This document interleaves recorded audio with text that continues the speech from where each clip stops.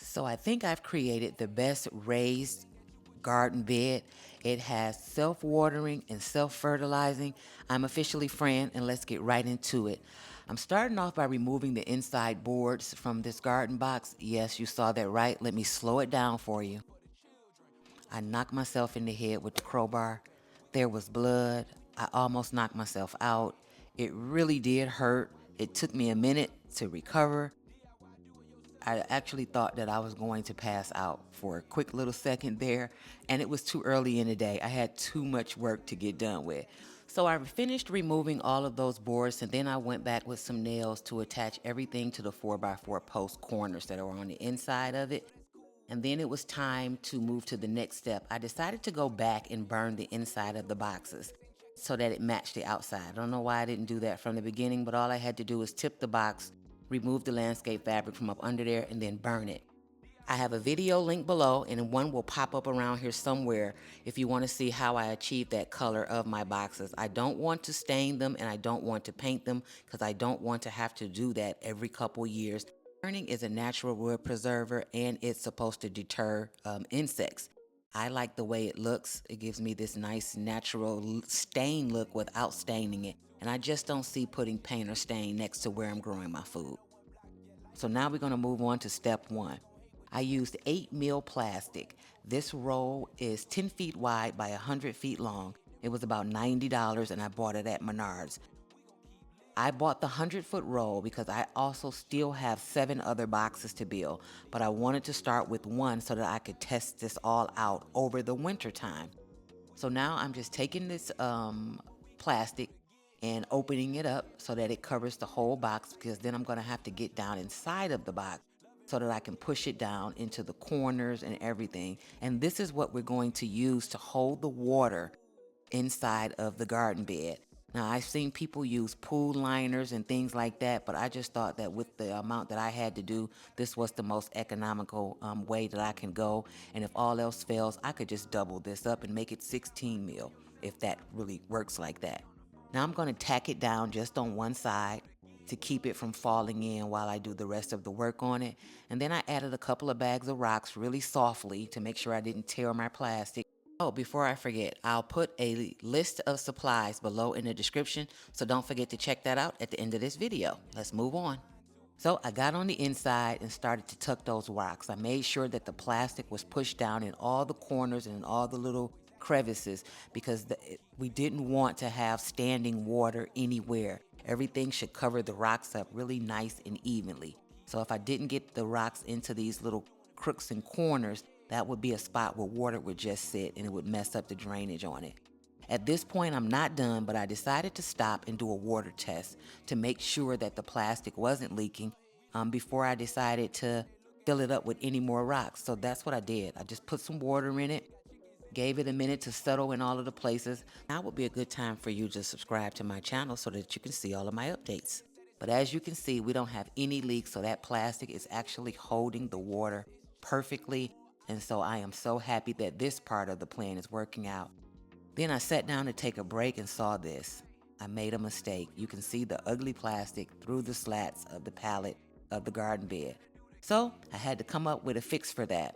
And I took the landscape fabric that I have on the ground in the rest of the garden area and just lined the sides of the bed with it. It's black. This is a real thick commercial grade landscape fabric. I think it's called Dura Web. There's a Dura Web and a Dura Weave. The one that's the plastic one, I buy this in 8-foot by 100-foot rolls, and it works. You can't see the plastic. It looks black. Everything is perfect. It's time for the water inlet, which is just a corrugated pipe that's 10 feet long. I stretched it out, cut it down to size, and then put a bend in it so that it stretches out through the bed.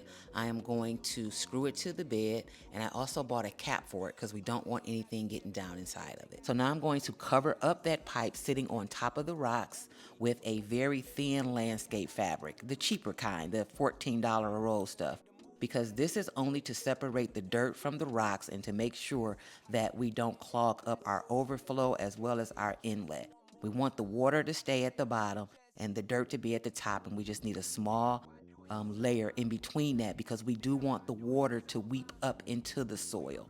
So a wicking, I think they call it a wicking bed too, whatever.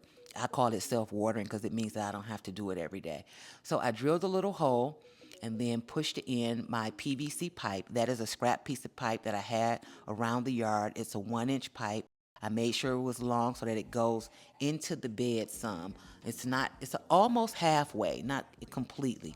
In step 7, I decided to go ahead and start filling up the bottom of it with water while I was adding my soil and peat moss and all that good stuff to it. I want to put a link below for Green Thumb Nursery Journey with Jill. That was the plan that I followed. It was the best one that I saw, and I really want to give them credit for the idea. I just tweaked it to make it my own. As you can see, the overflow worked.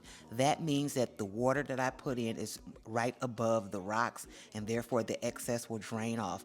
And I put the cap back on it and stopped filling it up because we don't want the roots of our plants to be soaked in water. So the overflow will take care of that. Now this pipe is where we're going to get our fertilizer. This is a black pipe that has holes drilled into the bottom part of the pipe. My finger can fit in the hole. And what I'm going to do with this pipe is turn it into my worm tower. And it's just going to sit right there in the garden bed. I have a top for this, and I found it over in the sprinkler section and in the plumbing section. As you can see, like I said, those holes are big enough. I made sure that I sanded them so that we weren't tearing our worms up. I can actually fit about 3 of those in this one bed. So if one isn't enough, I can go back and put 2 more in. And then once it's filled up enough, I can actually lift it up. Oh, let me show you. Down in there, there's a little bit of worm food and the worms are moving around. They got some cardboard, a little bit of moisture, and a little bit of spinach.